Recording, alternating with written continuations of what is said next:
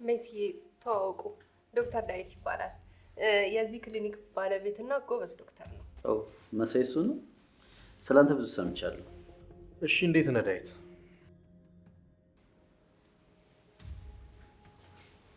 በቃ ሳምሪ ፔሽንት አለብኝ፣ ወደ ቢሮ ልግባ። መሳይ በድጋሚ ስላወኩ ደስ ብሎኛል። እኔም እንደዛ።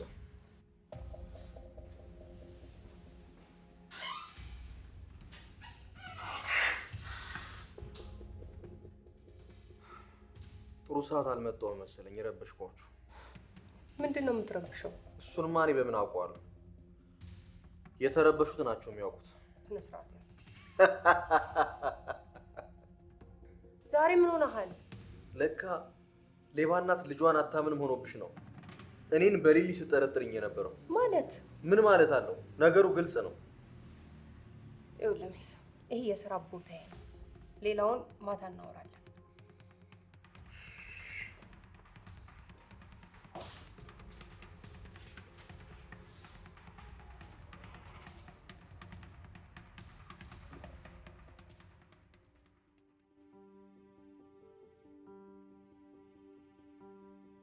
ምንድን ነው የተፈጠረው? ለምን ቁጭ ብለን አታወራም? ቆይ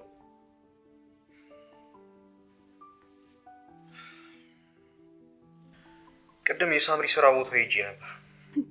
ቆይ ምን ልትሰራ ሄደህ ነው? ማታ ትንሽ ተጨቃጭቀን ነበር። ነገሮችን ለማብረድና በዛውም ይቅርታ ለመጠየቅ የምትወደውን ባቅላባ ይዤላት ሄድኩኝ። እና ምን ተፈጥሮ እንደዚህ ያናደደ? ቢሮ ስገባ ከገዛ ለቋ ጋር ወይኔ ሚስ። እስቲ ተረጋግተህ ንገረኝ ሜሲ። በቃ አላስፈላጊ የሆነ መቀራረብ ተቀራርበው አይን ላይን እየተያዩ ወይኔ ሚስ ወይኔ። በቃ ደስ የማይል ኬሚስትሪ ነው ያየሁት። ስናገረው ራሱ እንዴት እንደሚያናደኝ። እና እነሱ አላዩ? በሚገባ ሁኔታቸው በደንብ ነበር የሚያስታውቀው። አይን ላይን እየተያዩ እንዴት ስታየው እንደነበር። ጭራሽ ስርዓት ይኑር ትለኛለች። እኔ አላምንም። ቆይ ይሄን ያህል ምን ብልሃት ነው? እሱ ገርሞሽ ነው? ጭራሽ ሂዱ ጣበላ እኮ ነው ያባረረችኝ። ቀረባታ በላት እናድር በቃ። እንዴ ለምን ነው ማልናደደው? በጣም ስለሰጠ ነው።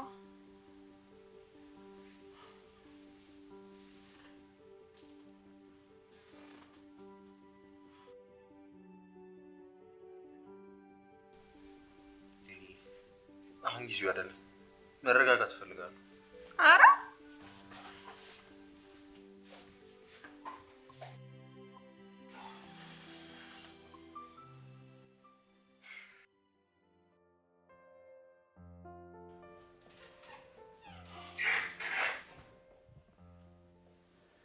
ምን ሆነሻል?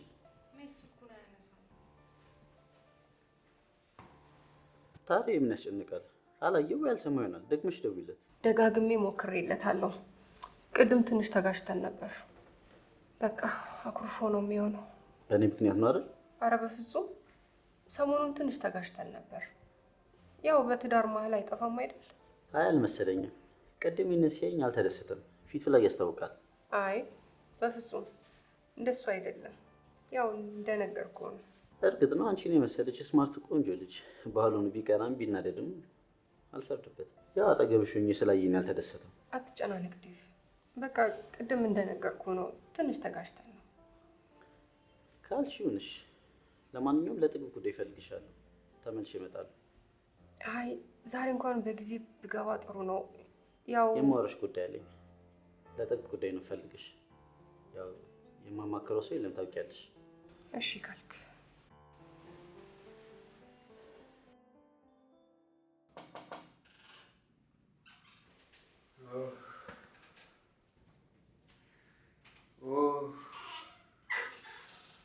አረ ወይኔ ጥርሴ፣ ወይኔ ራሴ፣ ወይኔ። እሺ አረፍ በልና ልይልህ። አረ ምኑን አረፍኩት ዶክተርዬ፣ እንዲሁ እኮ ነው ያደርኩት። ወይኔ ጥርሴን፣ ወይኔ ራሴን። አረ ቶሎ ንቀይና ገላግኝ። እንዴ የታመመ ጥርስ ሁሉ እኮ አይነቀልም። እና ምንድን ነው የሚደረገው?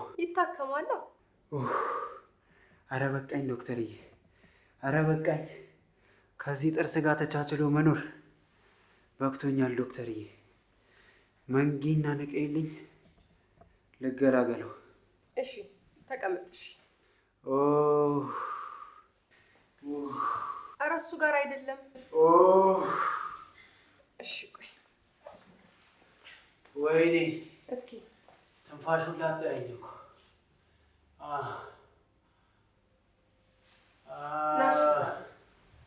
ወይኔ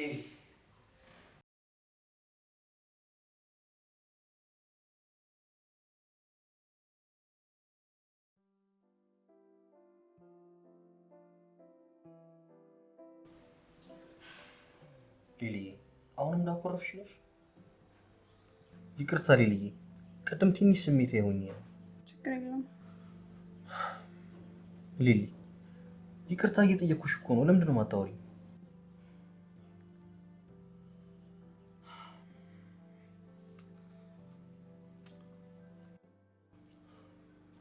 ሚስ ንቃ እንጂ ከዚህ በላይ ልትጫወትብህ አይገባም። ማለት አልገባኝም። ምን እያልሽ ነው? ሚስ ንቃ እንጂ ከዚህ በላይ ልትጫወትብህ አይገባም። ከየት ነው የምነቃው? ሚስ ቆይሽ ከሳምሪ ጋር ለመጨረሻ ጊዜ መቼ ነው የተኛችሁት? አይ ሊሊ፣ አንድ አልጋ ላይ እየተኛን ከተለያየን ቆየን። አይ አይደለም ሚስ። ቆይሽ እሷ ስራ እያለች የምትሄደው ስራ ባይሆንስ? እስቲ ራስን ተመልከት ሚስ። ሚስት ጠዋት ወጥታ ከፈለገች አድራም ትመጣለች። የግንኙነት ፍላጎትም የላትም። ስለዚህ ከዛ ሰውዬ ጋር የሆነ ግንኙነት አላት ማለት ነው። ጎበዝ የኔ ጌታ፣ አሁን በደንብ እየገባ ነው።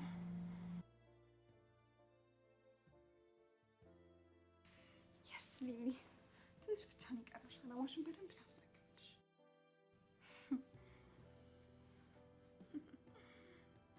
በጣም አስቸጋሪ ሰው ነህ። ለማንኛውም ይሄን መድኃኒት ጽፍልሃለሁ። እሺ ሳታቋርጥ ውሰድ።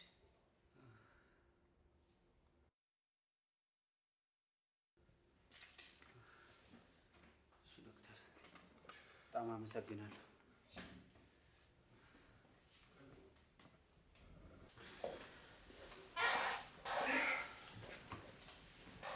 እሺ እባክህ ይሄን ያህል ያስጨነቀህ ነገር ምንድን ነው? እኔ ያስጨነቀኝ ወጣኝ እንዴ?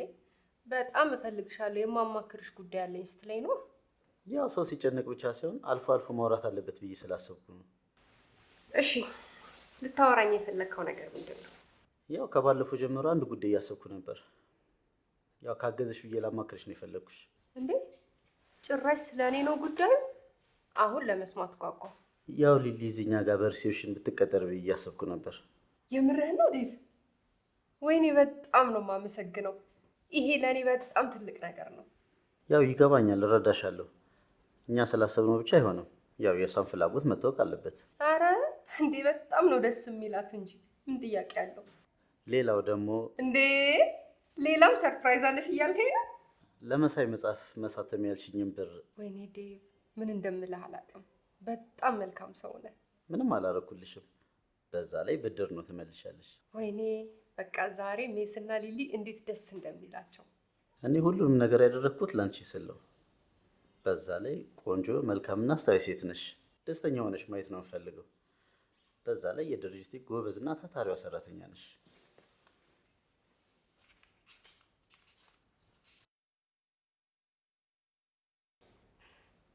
ዴቭዬ ይሄን ነገር ገብቼ እስከምነግራቸው ድረስ በጣም ጓጉቻለሁ።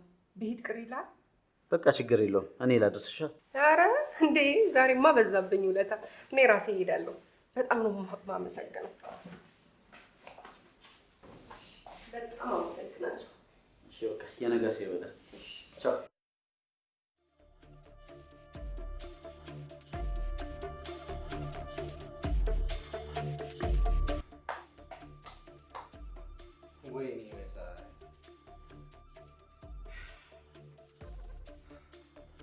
ዛሬ ወንድና ሴቱ ይለያል።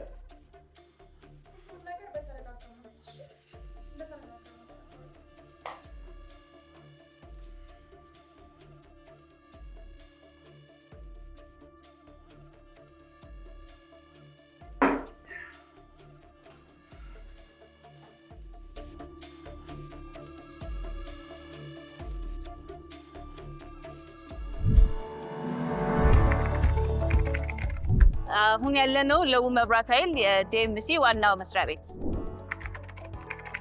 ዲኤምሲ ሪል ስቴት ካምፓኒ ነው። ከ28 ዓመት በላይ ኮንስትራክሽን ስራ ላይ የቆየና እንዲሁም ደግሞ 41 የሚሆኑ ቪላ ቤቶችን ለደንበኞቹ በ2 ዓመት ጊዜ ውስጥ አጠናቅቆ ያስረከበን ሲኒየር ሴልስ ሽያጭ አማካሪ ነኝ።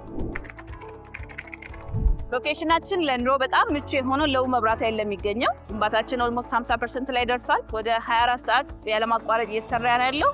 የነፍሱም ፕሮግረስ 50% ላይ ደርሷል። በተጨማሪም አዳዲስ ብሎኮችን በቅናሽ አውጥተን እየሸጥን እንገኛለን። አልሰጥ ብሎን አይደለም። ይሄን ያደረግንበት ዋነኛው ምክንያታችን ምንድነው? ደንበኞቻችን ሳይታችንን አይተውት ወደውት ብንኖርበት እንመርጣለን ያሉት ቦታ ሆኖ ከአቅማቸው ጋር ያልተመጣጠኑ ደንበኞቻችንን እንደ ፍላጎታቸው የቤት ባለቤት ለማድረግ ከዋና ዋጋችን ላይ እንደመረጡት ወለድ ዳጎስ ያለ ቅናሽ አድርገንላቸዋል። ዲኤምሲ ለየት የሚያደርገው ምን መሰለህ? 40/60 የባንክ ብድር አመቻችተንላቸዋል።